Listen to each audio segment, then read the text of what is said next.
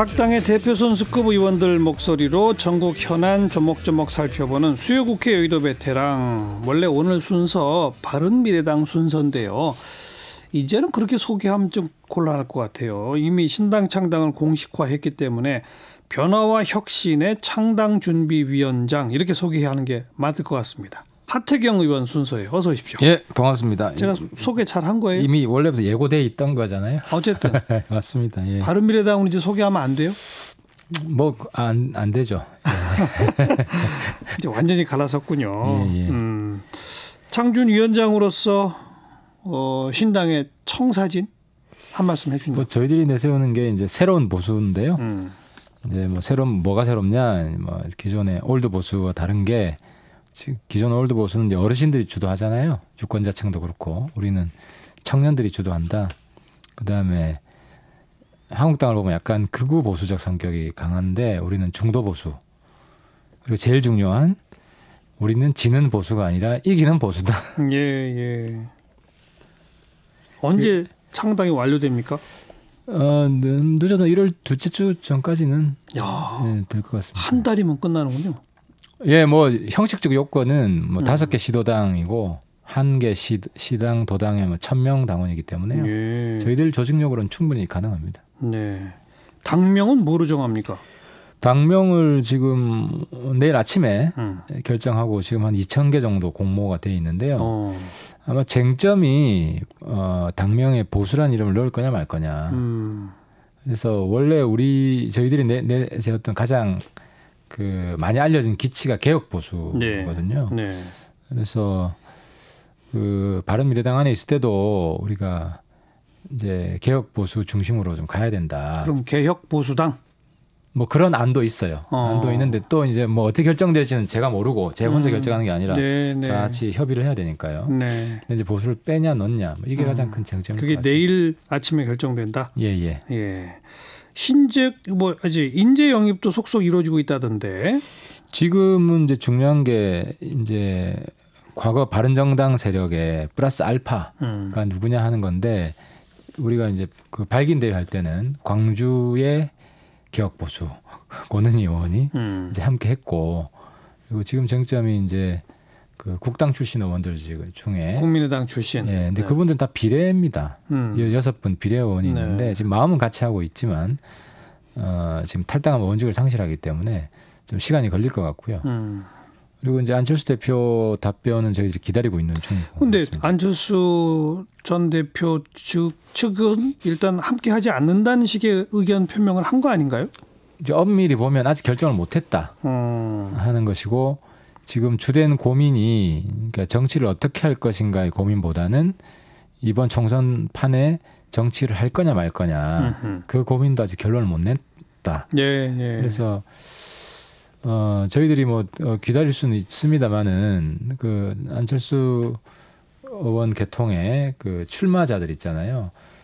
이제 17일이면 예비후보 등록을 하거든요. 등록이죠. 그런데 경쟁자들은 다 예비후보 등록을 하는데 소속이 정해져야 될 거 아닙니까? 네. 그래서 안철수 대표가 좀 그 부분에 좀 책임지는 모습을 좀 보여주셔야 되는 거 아니냐. 적어도 17일에서 너무 늦지 않게.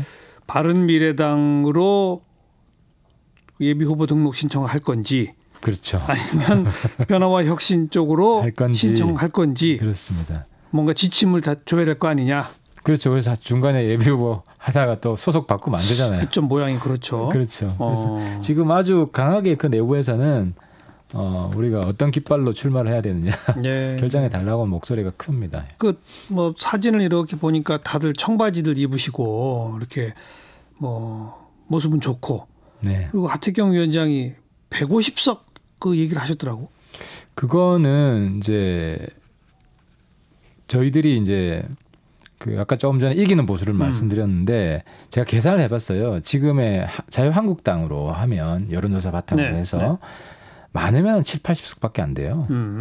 그러면 이 야권을 완전히 재편을 해야 된다. 그럼 딱 답이 정해져 있어요. 청년층과 중도층을 잡아야 됩니다. 그러면 저희 쪽이 과거 이제 지금 당권파랑 갈등이 별로 없을 때 청년 지지율이 더 많이 나왔어요. 한국당보다. 그래서 그 우리가 중심이 돼서 야권 재편이 이루어지면 해처 모여, 네, 해처 모여식이 이루어지면 네. 충분히 그 초기 새누리당, 네. 그 새누리당이 사실 초기에는 개혁 보수 정당이었어요. 예, 박근혜 예. 대표가 경제 민주화 주장을 그렇죠. 하고 복지하고 예. 또 뭐 이자스민 영입하고 그때 153석이 나왔습니다. 그래서 그 그걸 할 수 정도 있다? 그 정도는 할 수 있다고 봅니다. 그런데 그 정도 하기 위한 전제 조건이 참 많네요. 맞습니다. 쉽지 않습니다. 변화와 네. 혁신이 우선 똘똘 뭉쳐서 멋진 창당을 해내야 되고 네. 거기에 지금 안철수가 어떻게 할지 이 문제부터 또 풀어야 되고 그다음에는 해처 모여를 하되 중심이 이 신당이 되어야 한다는 거 아닙니까? 그럼 그걸 이 큰 100명이 넘는 의원 갖고 있는 자유한국당이 어떻게 받아들일 것이냐. 그렇습니다. 자유한국당 안에 또 뭐 두 가닥 세 가닥 뭐 나눠져 있는데 될까요? 그래서 보수 전체가 이기는 길이 뭔지 저는 아주 단순한 문제라고 봅니다. 그리고 여론조사 해보면 알 수 있고 그래서 그 부분에 대해서 솔직해지면 어떤 새로운 변화가 좀 충분히 가능하다고 봅니다. 네. 당장 뭐 수도권 의원들 다 떨어지는 거 아닙니까? 신당은 아무튼 목표를 그렇게 세우고 가는 거잖아요. 그렇습니다. 우리가 중심이 된 보수 재편 추진한다. 그렇습니다. 근데 그게 안 되는 시점으로 그러니까 안 되는 판단이 서기 시작하면 그러면 각자 출마로 결국은 다 공멸할 가능성도 크잖아요. 총선에서. 그럴 수 있죠. 그 순간엔 그럼 어떻게 돼요? 결국은 자유한국당 쪽으로 빨려 들어갑니까? 어떻게 됩니까? 저는 현명한 선택을 할 거라고 봅니다. 왜냐하면 그 보수 지지층이 과거와 달리 굉장히 전략적 투표 경향을 보이고요. 예, 예. 그래서 이제 뭐 예를 하나 들면 그 지난 대선 때 안철수 후보가 문재인 후보를 이긴 적이 있습니다. 뭐 여론조사에서? 예, 여론조사에서. 예, 그때 TK 지역에서 예. 홍준표 후보가 아니고 안철수 후보를 밀었어요. 그 왜 그랬겠습니까? 문재인을 이기는 후보가 누구냐. 네. 그쪽으로 힘을 몰아주려고 하는 경향이 있는데 그 이제 이후 과정에서 잘못 대처하면서 떨어졌는데요. 그래서 저희들이 지금 시간 충분하다고 보고요.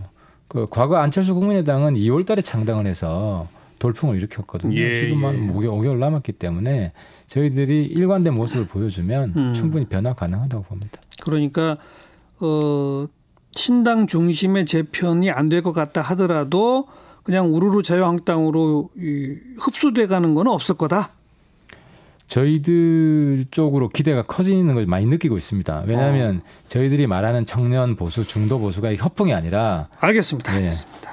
지금 창당 준비 위원장 맡으신 분을 앞에 놓고 제가 흡수되는 얘기까지 물어보는 건 제가 봐도 좀 잔인하네요. 감사합니다. 뭐 나중에 그건 하도록 하고요. 예, 예. 지금 국회에 있다 오셨죠? 예, 예. 또 국회에 지금 어떻게 되는 거예요? 이제- 하태경 의원도 잘 모르죠? 내일 어떻게 될지. 국회를 언제 열지는 저도 잘 모릅니다. 그러니까 오늘 안 선거법이고 열고. 어떻게 되는 거예요? 선거법 공수처법이고. 그러니까 일단 예산을 보면 예. 예산 저도 좀 불만인 게 너무 좀 밀실 예산? 국민들이 몰라요, 내용을. 아유, 그건 뭐 4+1이 됐건 3당 간사 협의가 됐건 아무튼 밀실은 밀실이에요, 다. 그렇죠. 그래서 좀 솔직하게 네. 강행을 하더라도 우리가 이런 예산을 한다. 그리고 쟁점이 됐던 예산이 있거든요. 그게 한 4천억 정도입니다. 이래서 쟁점이 됐는데 우리는 이게 타당하다고 본다. 그래서 한국당이 반대해도 우리 밀어붙일 거다. 이런 설명이 전혀 없어요. 그래서 아직도 몰라요. 그 내용이 뭔지. 네. 이건 너무한 거 아니냐. 예. 국민의 주의 맞냐. 예. 그런 점에서 민주당이 좀 반성을 했으면 좋겠고요. 예. 그리고 남은 쟁점들은 이제 공수처랑 선거법인데 저희 신당의 방침은 선거법은 적어도 1, 2당 합의는 해야 된다. 룰이니까. 그래서 합의를 하면 저희들은 표결을 하겠다. 1, 2당이 합의를 하면. 자유한국당도 협상에 응해서 합의를 해라. 그렇습니다. 한국당도 이번에 보지 않았냐. 예. 그냥 자기들한테 굉장히 불리한 선거법이 통과될 수 있으니까 선거법은 협상을 좀 하도록 우리가 한국당을 계속 좀 밀 거고요. 예. 그다음에 공수처는 어차피 수정안을 우리도 냅니다. 지금 우리가 내는 공수처 수정안 핵심 내용은 그 공수처장 대통령 임명이 아니라 네. 특검처럼 야당이 임명하는 그 최순실 특검처럼 예. 야당이 임명할 수 있게 하고 그다음에 기소권은 이제 수사권만 주고 말 그대로 예. 공수처니까 수사처니까 수사권만 주고 그런 안을 낼 건데 이게 지금 호남 의원들 동의를 하면 중간지대에 우리 안이 통과될 수도 있습니다. 네, 네. 예, 그래서 이거는 뭐 자유투표를 하자 하는 그런 입장을 가지고 있습니다. 그런데 아무튼 현재 민주당 입장은 이 변화와 혁신을 일단 뺀 나머지 바른미래당 당권파분들 이른바 그분들까지를 포함한 4+1 그걸 통해서 선거법과 공수처법의 단일화를 만들고 표결에 가겠다는 거죠. 현재로서는. 민주당은 그렇죠. 근데 그렇죠. 거기도 좀 균열이 생기는 게 선거법에 있어서 민주당과 그 외 정당의 입장이 좀 다릅니다. 그래서 사실 패키지로 엮여 있잖아요. 네네. 선거법 동의해주면 민주당 공수처 지지해주는 당연하죠. 입장이기 때문에 어떻게 결론이 날지는 지금 4+1은 아닌 것 같습니다. 아무튼 이거는 하트경 의원도 잘 모르고 저도 잘 모르고 심지어는 아마 이인영 대표도 잘 모를 거예요. 선거법이 제일 중요한 거예요. 하루하루 더 돼가봐야 알 거예요. 그죠? 근데 이제 문제는 그 문재인 정부가 너무 잘못하는 게 선거법 공수처가 국민들 입장에서 그렇게 사활적으로 중요한 거예요. 근데 뭐 이미 이게 역사성을 가져버렸습니다. 패스트트랙 그부터 시작해서 국회 그 난리 몸싸움부터 시작해서 여기까지 온 흐름이기 때문에 1년을 보냈잖아요. 그래서 저도 이제 우리가 만약 정권을 잡으면 무슨 의제든다를 가져갈 거냐. 공수처 선거법 가지고 1년 동안 실험해? 훨씬 더 민생에 중요한 어젠다가 많은데 그래서 이건 좀 문재인 정권 좀 평가가 굉장히 안 좋을 거라고 봅니다. 초반에는 뭐 소득수수성장 경제 망치는 거로 하고 두 번째는 뭐 공수처랑 검찰하고 전쟁하고 룰 가지고 전쟁하고 이러고 있잖아요. 이건 좀 지켜보도록 하고 지금 청와대랑 검찰 사이의 이 갈등 양상 어찌 보면 조국 전 장관에 이어서 지금 더 강한 2라운드 같이 보이는데 어떻게 보세요? 그렇습니다. 지금 다수 국민들은 검찰을 지지하죠. 성역 없이 잘못했으면은 죄를 지었으면 벌을 받는 게 당연한데 꼭 뭐 다수가 어디라고 말하기는 좀 그렇고 검찰을 지지하는 세력도 상당하고 반대로 또 제가 느낄 때는 훨씬 많은 다수가 검찰을 지지하고요. 예. 지금 뭐 윤석열 검찰총장은 과거에 보면 의로운 암행어사 같은 거죠.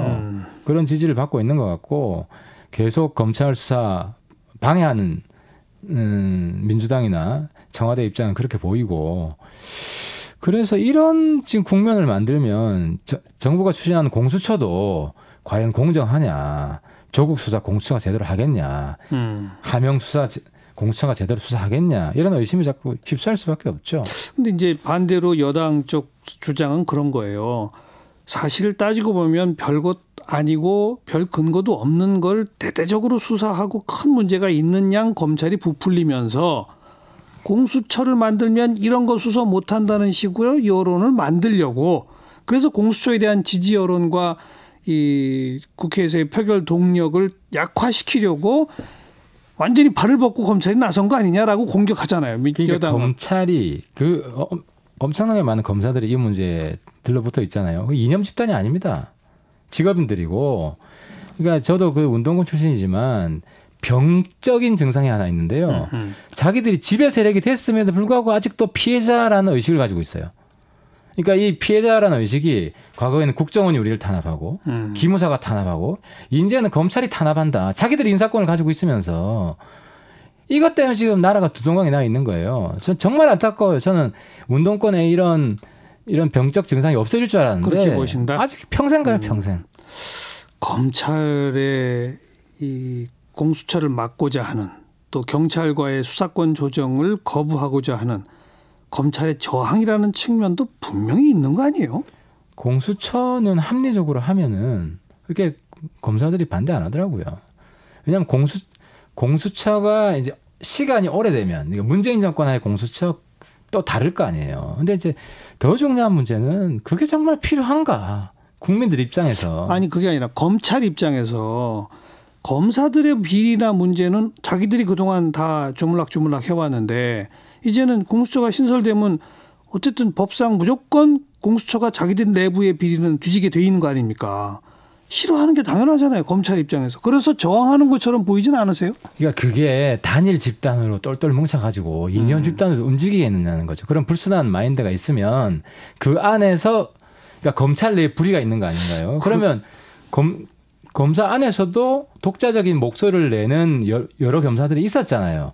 그런 증거가 있으면 가만히 있겠어요? 그러니까 검찰을 하나의 집단으로 똘똘 뭉치게 하는 게 정말 바보 같은 전략이다. 네. 자기들이 인사권을 가지고 있으면서 왜 검찰 전체를 적으로 뭐냐는 거죠.